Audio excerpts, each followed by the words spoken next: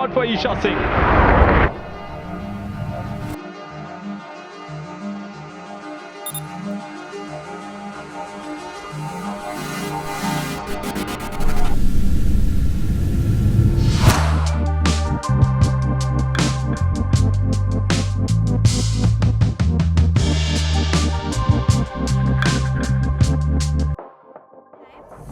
So my aunt, my Masi, has this rule. She taught me actually something she does with herself, where if there's a thing that she can't stop thinking about, she'll set a time for 30 minutes. She'll think about it as much as she could, and then after that, she just disciplines herself to switch off from it. She doesn't stress about anything more than half an hour. She's like, nothing is worth stressing too much and causing a bad health. Hi, I'm Esha Singh. I am an athlete. I'm a pistol shooter. Esha Singh of India, who's currently in the league. Deliver now. From within, I never had that sportsmanship. Like, I love sports, I'm like an athlete from inside. Never like that. It was just my dad taking me around, making me try sports. Yeah, I never really enjoyed any of it until I found my dream sport, which is indoor with some AC, which is shooting. So my initial reactions at school, because I was 9 when I started it, were like, don't shoot me. Or, what movie shooting is this? Usually people, that's what they assume when you say, I'm going for shooting. I was always seen or looked as a very different student. Somebody who doesn't come to school, who's very rare, who doesn't have to attend exams. That was my kind of personality. And because of that, at that age, kids feel a bit inferior and they start distancing themselves because they don't know why, like how they should talk to me, because you lose touch, right? So that was kind of a downside of my sport. It was isolating, but at the same time, I got to do a lot of bonding with my dad, which I never had, because he was always there with me.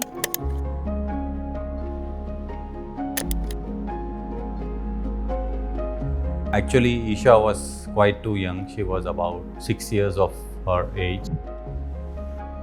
Balancing her education was the most difficult part. So, because the travel is very hectic, especially in shooting, you are almost traveling, if I'm right, about 180 days. Organizing that part was difficult. So there was an incident where my dad wouldn't let me get my nails done because he felt it's gonna disturb me in my sport. So I knew a shooter with like insanely long nails and she is in the world ranking. So I was like, he's not gonna listen to me if I tell. I'll let her talk to him. So I told her, I was like, my dad doesn't allow me to grow my nails. She was like, what? Why? Let me talk to him. So without me even asking, she went and she's like, see, it doesn't disturb. Like, you can let her do it. And my dad was like, okay. No, but see, I can't put more longer than this, okay? It comes in the way. Yeah. But don't tell that to my dad. Yeah, no. Yeah, he'll be like, I told you. I told you. So this photo was taken when I broke the national record.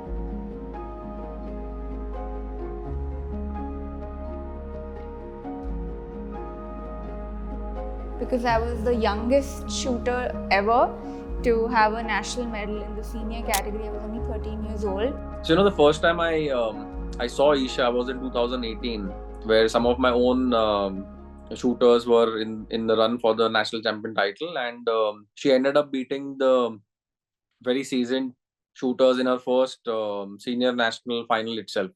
So that spoke something. I think that's when she came into the notice of everyone. And that same day, we had finals for seniors, juniors and youth. I participated in all 3 events and I won gold in all 3 events.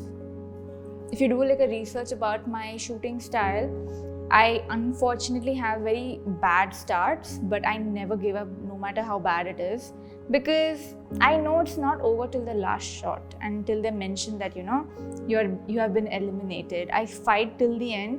I don't care how my start is. I don't let the previous shot bother me anymore. A brilliant show from Esha Singh.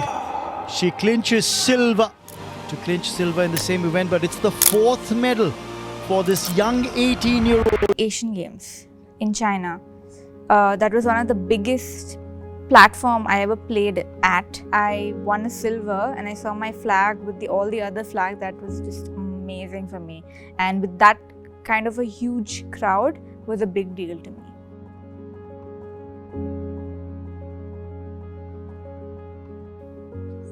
So we actually saw it at someone's place and my dad really liked the idea around it. It was set for Rio. But then my dad was like, since I was too young and that was my initial years, he's like, I'll make this one for her as well.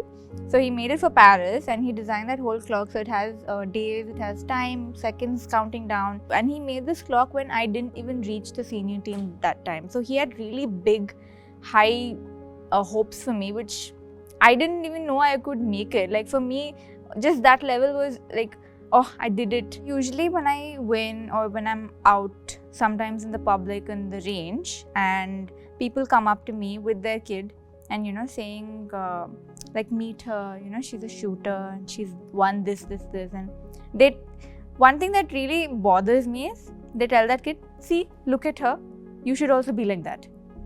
What they don't understand is I'm not that person that I am today just because of myself. I'm there because my dad took me to the range every day. He pushed me into sports. He disciplined me. They don't understand the role that a parent plays in a child's life. They want it to be all, you know, automatic. Like, I wish my child was, you know, so hardworking. I wish my child would win medals like you. If you want it, then you have to play a role in it. My parents have sacrificed so much. My dad would leave the business to my mom and, you know, come with me. You know, represent your country at such a huge platform is something like a dream come true. So for me, right now, the kind of thoughts I'm having towards it is, what do I do after Olympics? Like, my mind doesn't go like whether I win, whether I not win. I just like to think, what next?